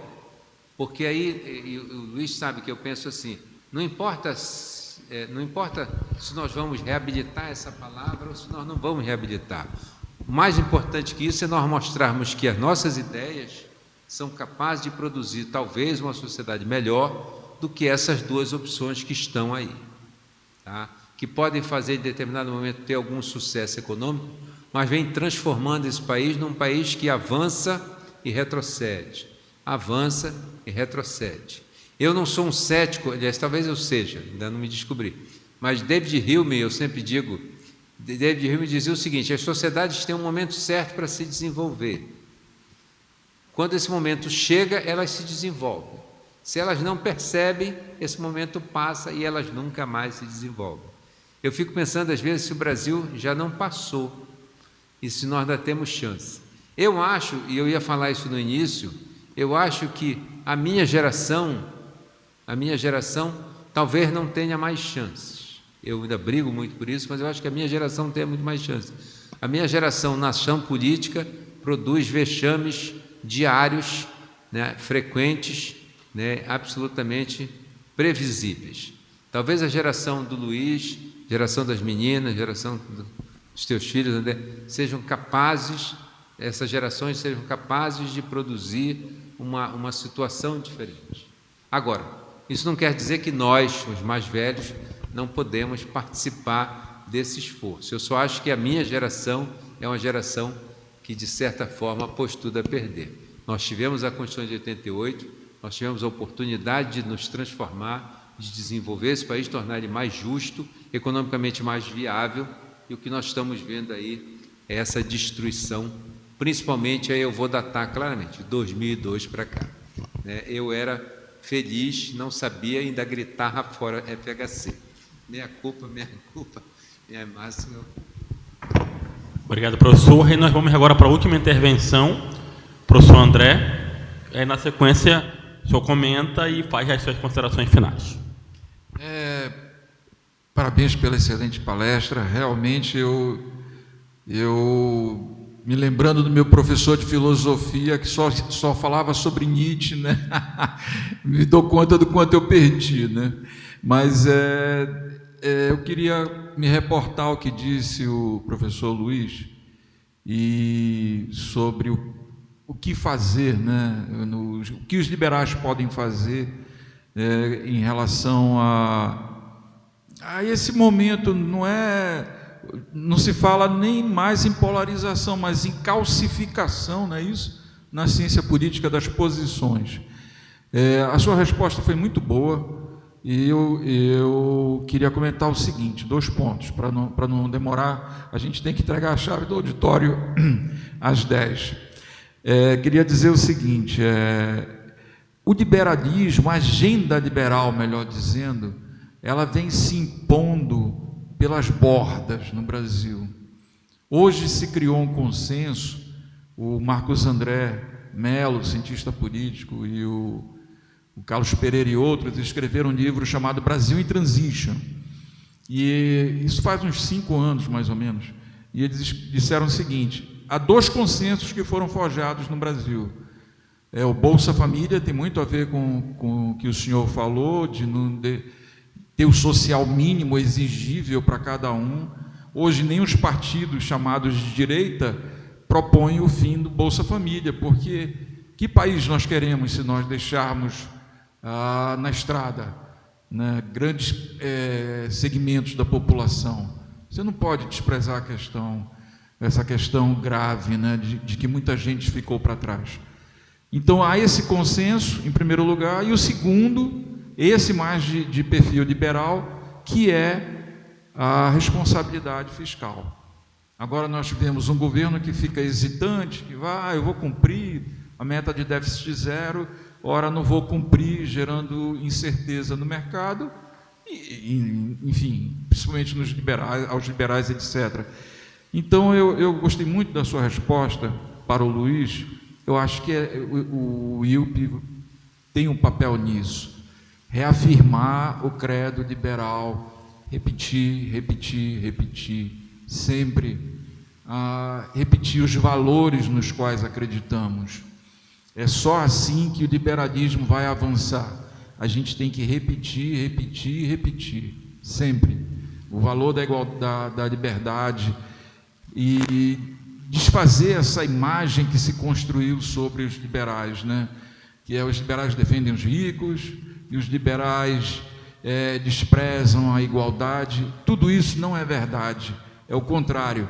Os liberais querem o cumprimento da lei, ainda que seja de uma constituição, como o senhor explicou bem, de natureza social-democrata. É isso que os liberais querem, que riqueza seja gerada pelo nosso governo e que ele possa redistribuir melhor.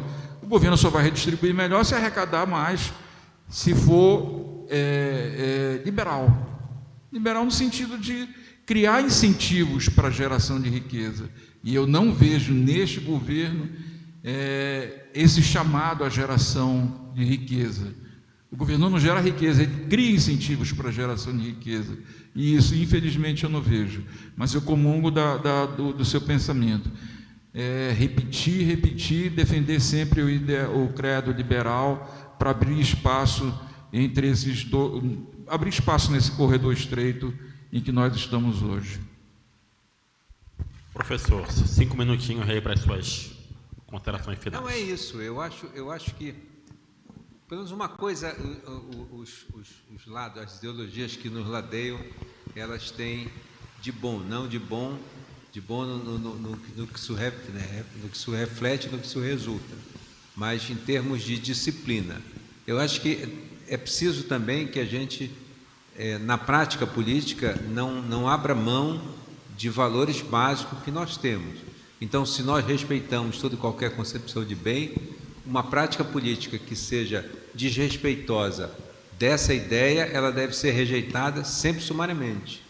Eu acho que uma ideia, por exemplo, de nós estarmos aí aumentando o perfil arrecadatório. Eu ia escrever sobre isso no Instagram esses dias, acabei não escrevendo, né? Eu não sabia se eu ia chamar de sanha arrecadatória, ou de extorsão fiscal, ou de confisco com outro nome, ou qualquer coisa desse tipo. Nós não podemos transigir nesse aspecto, né? O pouco de liberal que ainda existe no Congresso Nacional não deveria abrir mão em nenhuma circunstância de impedir isso que nós estamos fazendo. Nós já respondemos por 40%. Outro dia eu estava vendo, o sujeito fica até o dia 15 de maio, trabalhando para o Estado para receber absolutamente nada em troca, nada, porque os serviços públicos são de péssima qualidade, no mar das vezes, e só a partir do dia 16 de maio ele começa a trabalhar para ele. Eu sei, há países em que eu fico até agosto trabalhando para o Estado, né, e tem diminuído a minha margem de atuação individual, como, por exemplo, na Suécia. Outro dia eu escrevi sobre isso, mas lá, pelo menos, nós temos serviços públicos que funcionam. Aqui nós não temos. Tá? Então, eu acho que, na prática política, além de nós reafirmarmos do ponto de vista teórico, do ponto de vista doutrinário, a prática liberal, na prática política nós precisamos ser coerentes com nossos valores. Certos aspectos não são negociáveis, certos aspectos não são objeto de consideração para além daquilo que nós acreditamos, porque talvez essa tentativa de compor, sempre tentando minimizar os danos, tenha levado a isso que nos levou. Eu, por exemplo, falaste da Bolsa Família. Eu sou um defensor dos programas de transferência de renda. Países desenvolvidos como o Canadá implantou na província de Quebec, a Espanha tem. Agora, não é usar os programas de transferência de renda como são utilizados no Brasil. Eu escrevi sobre isso num evento da academia na Espanha, Brasileira de Direito do Trabalho na Espanha.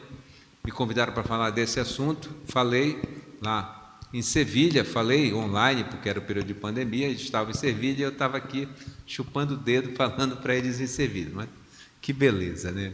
Que beleza não, que tristeza, eles lá e eu aqui.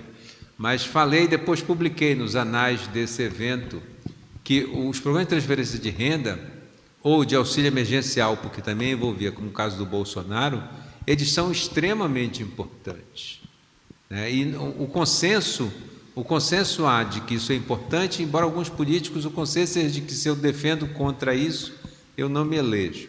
Agora, não pode ser utilizado como ferramenta para angariar votos. E, infelizmente, foi no que se transformou. A eleição de 2022, a discussão era quem deu mais em matéria de transferência de renda. E não discutir por que aquilo foi importante, como é que aquilo precisava ser manejado, como é que aquilo precisava ser amenizado, até nós termos uma sociedade em que cada indivíduo fosse capaz de ter uma renda mínima para garantir a sua subsistência, sem que o Estado precisasse tá lá oferecendo o seu auxílio. Então, não abrir mão do credo, e nem do ponto de vista doutrinário, mas também do ponto de vista da prática política. É preciso que a gente comece a trabalhar na cabeça daqueles que exercem ação política e fazem isso em nome deste grupo, dessa concepção, que há limite e que esses limites precisam ser respeitados, que esses limites precisam ser rigidamente observados. Pessoal, uma última palavra daqueles que, de repente, não se sentiram contemplados ou que, eventualmente, não concordaram. Como eu disse, eu respeito, essas são as minhas ideias, nem sempre elas são absolutamente sistematizadas, mas isso, na minha cabeça, misturar a filosofia moral com a filosofia política, eu já manejo há muito tempo, com uma parte da ciência política que eu ainda sou, não um neófito, mas pelo menos sou ainda um estudante, que são as ideologias, às vezes leva a que esse raciocínio fique, de certa forma, em parte interrompido. Mas eu gostei muito de estar aqui, quero mais uma vez parabenizar o pessoal do Instituto, o André, a tenacidade dele de manter o Instituto em pé, e eu acho que o lançamento dele hoje vai propiciar um maior conhecimento e um crescimento de algo que é importante para todos nós. Obrigado.